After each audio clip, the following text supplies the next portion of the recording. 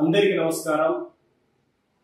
2018 September 14వ తేదీన నల్గొండ జిల్లా మిర్యాలగూడలో దళిత కులానికి సంబంధించిన పెరుమాళ ప్రణయ్, వైశ్య కులానికి సంబంధించిన అమృతను కులాంతర వివాహం చేసుకున్నాడనే పేరిట అమృత తండ్రిగా ఉన్నటువంటి వైశ్య కులానికి సంబంధించిన మారుతిరావు 1 కోటి రూపాయల సుఫారీ ఇచ్చి బీహార్కు చెందినటువంటి హంతక ముఠా సభ్యుడైనటువంటి సుభాష్ శర్మ, అదేవిధంగా హైదరాబాద్కు చెందిన కొందరు, మిర్యాలగూడకు చెందిన కొందరిని వీళ్ళందరికీ కలిపి 1 కోటి రూపాయల సుఫారీ ఇచ్చి 2018 సెప్టెంబర్ 14వ తేదీన అత్యంత కిరాతకంగా పట్టబగలి హాస్పిటల్కు తన భార్యను డెలివరీ కోసమని భార్యను హాస్పిటల్లో చూపించడానికి వచ్చినటువంటి ప్రణయ్ని కిరాతకంగా హత్య గావించడం జరిగింది।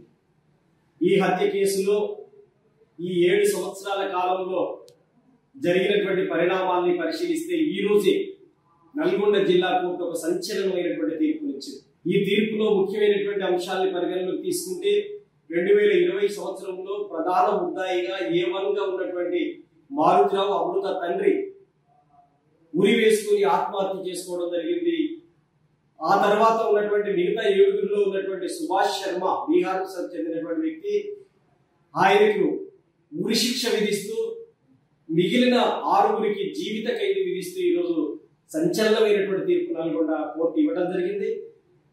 న్యాయం గెలిచింది, న్యాయస్థానాలు న్యాయం వైపే నిలబడతాయి, ప్రజలకు నమ్మకాన్ని కలిగిస్తాయి, ప్రజలకు ఏ దిక్కు లేని ప్రజలకు న్యాయం కావాలని కోరితే న్యాయస్థానాలు న్యాయం వైపు నిలబడతాయి అనేటువంటి సంకేతాన్ని ఈరోజు నల్గొండ జిల్లా కోర్టు ఇచ్చింది। అందుకని ఈ తీర్పును కులవృక్ష వ్యతిరేక పోరాట సంఘం సంపూర్ణంగా స్వాగతిస్తున్నది। అంతేకాదు, పెరుమాళ ప్రణయ్ హత్య జరిగిన తర్వాత 1 కోటి రూపాయల సుఫారీ ఇచ్చి హత్య చేసినటువంటి మారుతిరావు పక్కన నల్గొండ జిల్లాలో మతోన్మాద శక్తులు, బజరంగ దళ్, ఇంకా కొన్ని మతోన్మాద శక్తులు హంతకుడికి మద్దతుగా భారీ ర్యాలీ పెట్టారు। బాధితుడైనటువంటి పెరుమాళ ప్రణయ్ కుటుంబానికి బాసటగా 24 గంటల పాటు డెడ్ బాడీ తోటి కులవృక్ష వ్యతిరేక పోరాట సంఘం మరికొన్ని సామాజిక సంఘాలు ఉద్యమం చేస్తా ఉంటే మతోన్మాదులు మాత్రం హంతకుల తరపున నిలబడ్డారు। ఈ రోజు ఆ హంతకులు కూడా చెంప చెల్లుమనేటువంటి, ఆ మతోన్మాదులు కూడా చెంప చెల్లుమనేటువంటి తీర్పు ఈ రోజు రావడం అనేటువంటి జరిగింది। అంతేగా తెలంగాణ రాష్ట్రంలో 128 కుల దురహంకార హత్యలు జరిగినాయి। ఉమ్మడి నల్గొండ జిల్లాలో అనేక కుల దురహంకార హత్యలు జరుగుతున్నాయి। ఒకప్పుడు నల్గొండ జిల్లా అనేటువంటిది అభ్యుదయ భావాలకి, ప్రగతిశీల భావాలకి, వామపక్ష భావాలకి నిలయంగా ఉన్నటువంటి ఈ జిల్లాలో ఆ భావజాలం కాస్త సన్నగిల్లిపోయే వరకు ఈ రోజు కుల దురహంకార హత్యలు, అగ్రకుల దురహంకారాలు పెట్టేగిపోతున్నటువంటి పరిస్థితి ఉంది। ఇటీవలి కాలంలో సూర్యాపేటలో మాలబంటి అనేటువంటి వడ్లకొండ కృష్ణ ఆలియాస్ మాలబంటిని గౌడ కులానికి సంబంధించినటువంటి వ్యక్తులు అత్యంత కిరాతకంగా హత్య చేయడం అనేటువంటి జరిగింది। అంతకుముందు భువనగిరిలో అంబోజీ నరేష్ ని హత్య చేయడం అనేటువంటి జరిగింది, రామకృష్ణ గౌడ్ని హత్య చేయడం జరిగింది।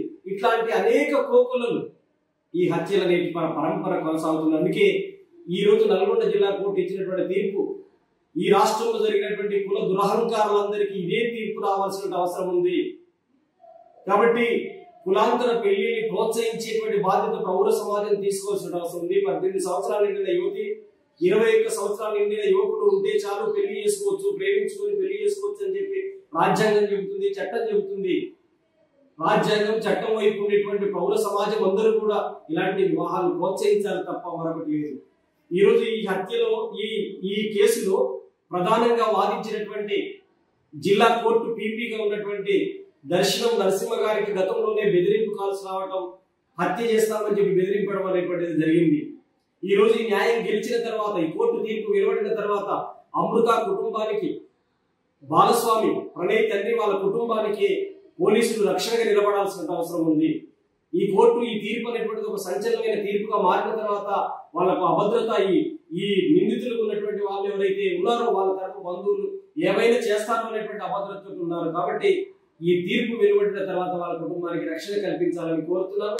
ఇట్లాంటి తీర్పుల్ని ప్రజలు, ప్రజాస్వామికవాదులు స్వాగతించాలని, దీనికోసం పోరాడుతున్నప్పుడు KVPS తో పాటు పనిచేసినటువంటి అన్ని సామాజిక సంఘాలకి, మీడియా సోదరులకి, పోలీసులకి, ప్రత్యేకించి ఈరోజు హైడ్రా కమిషనర్గా ఉన్నటువంటి, ఆ రోజు నల్గొండ జిల్లా ఎస్పీగా ఉన్నటువంటి రంగనాథ్ గారు, పోలీస్ సిబ్బందికి, మీడియా సోదరులకి, సామాజిక సంఘాలకి ఈ పోరాటంలో అండగా నిలబడటం అనేటువంటిది జరిగింది.